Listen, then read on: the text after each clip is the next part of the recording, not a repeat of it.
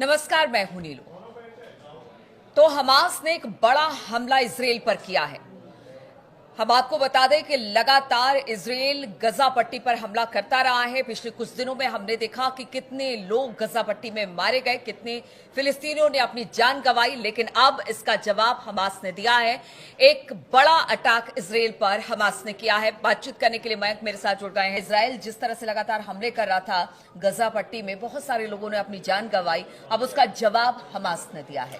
देखिए, ये साल का सबसे बड़ा हमला माना जा रहा है जो हमास की तरफ से इजराइल पर किया गया। जो इन्फॉर्मेशंस आ रही हैं उसके मुताबिक ये हमला कल रात को किया गया है, रात के 9 बजे के करीब। और सबसे बड़ी बात यह है कि ये जो रॉकेट्स फायर किए गए, जो हमास की तरफ से पहले भी इस तरह से किया जा रहा था कि बहुत ही कम समय में एक साथ कई रॉकेट्स फायर किए गए, और आधे से ज्यादा रॉकेट्स बताया जा रहा है कि वो इजराइल में सटीक ठिकानों पे जहां टारगेट किए गए थे वहां पे गिरे हैं। इजराइल का defence system, air defence system एक बार फिर बुरी तरह से फेल हुआ है। आयरन डोम सिस्टम इन रॉकेट्स को, मिसाइल्स को नहीं रोक पाया।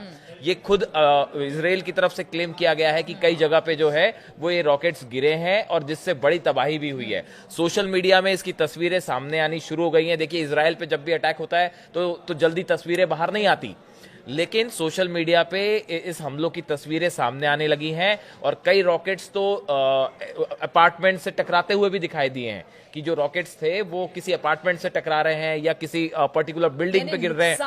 हुआ है, बड़े नुकसान की खबर आई है इजराइल से, और इजराइल ने भी ये बात मानी है कि ये हमला हुआ है। और देखिए, गौर करने वाली बात ये, इजराइल के प्रधानमंत्री बेंजामिन नेतन्याहू अमेरिका की यात्रा पर जाने के लिए तेल अवीव में अपने प्लेन में बैठे हुए थे। जिस वक्त ये अटैक हुआ उस समय नेतन्याहू अपने प्लेन में बैठे हुए थे। ऐसे समय में हमास की तरफ से एक साथ कई रॉकेट्स फायर हो जाते हैं और रॉकेट्स मध्य गाजा के इलाके में रॉकेट्स गिरते हैं।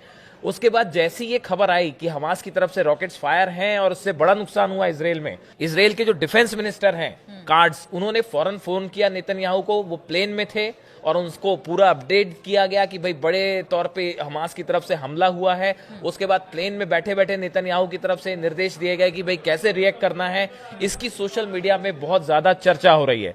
देखिए, कहा जा रहा है कि इजराइल के प्रधानमंत्री जो है नेतन्याहू अब ट्रंप से मिलने के बाद ये तय करेंगे कि अब गाजा का क्या किया जाए, अगला गाजा में क्या कदम होगा इजराइल का। लेकिन उसके बीच हमास का ये बड़ा हमला एक प्रकार से बहुत बड़ा मैसेज देता है कि भाई आप हमको कमजोर ना समझें और हम गजा खाली नहीं करेंगे और आखिरी सांस तक लड़ाई करेंगे, चाहे आप कितने ज्यादा शक्तिशाली क्यों ना हो। और देखिए, ये जो हमले हुए हैं ये मध्य गाजा के दीर अल बलाह जो इलाका है वहां से अश्कलोन और अशदोद, ये जो 3 इलाके हैं, खासकर अश्कलोन पे जिसकी इमेजेस सामने आई हैं हमले की, जो एक बिल्डिंग पे रॉकेट्स टकराते हुए दिखाई दे रहे हैं, ये अश्कलोन इलाके के हैं। देखिए, इस हमले से 2-3 चीजें जो हैं वो सामने आई हैं। पहली चीज तो ये कि इन रॉकेट्स को लेके ईरान का डिफेंस सिस्टम, खासकर आयरन डोम का फेल होना, ये लगातार इजराइल के साथ ये हो रहा है। पिछले काफी समय से इजराइल के ऊपर जो हमले हुए हैं उनको रोकने में हम देख रहे हैं कहीं ना कहीं इजराइल का डिफेंस सिस्टम नाकाम हो रहा हो, चाहे वो आयरन डोम सिस्टम क्यों ना हो। और अब थार्ड सिस्टम भी, जो हमने अपने पिछले वीडियो में चर्चा की कि अमेरिका की तरफ से थार्ड सिस्टम की सेकंड जो सप्लाई है वो इजराइल आ गई है, कर दी गई है। लेकिन आप देखिए कि अगर किसी तरह का युद्ध आगे होता है ईरान के साथ, तो उस वॉरफेयर में इजराइल की सुरक्षा के लिए डिफेंस सिस्टम बड़ा जरूरी था, एयर डिफेंस सिस्टम।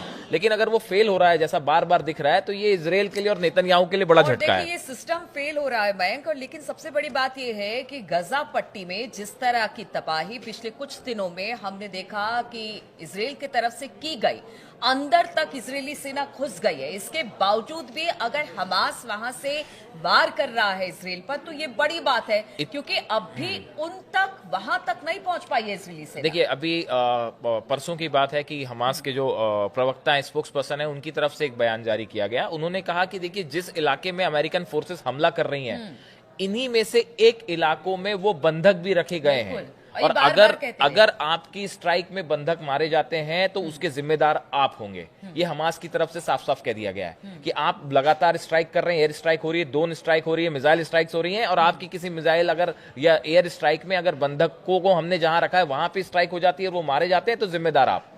तो देखिए, एक बात तो है कि इजराइल वो बंधक कहाँ है पता लगाने में पूरी तरह से फेल है।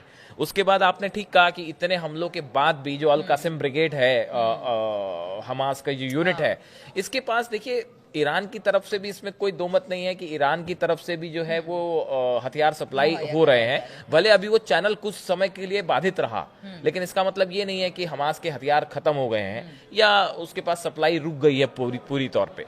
ये जो अटैक है, इससे दो तीन संदेश बड़े साफ हैं कि हमास की तरफ से कि हम झुकने वाले नहीं है।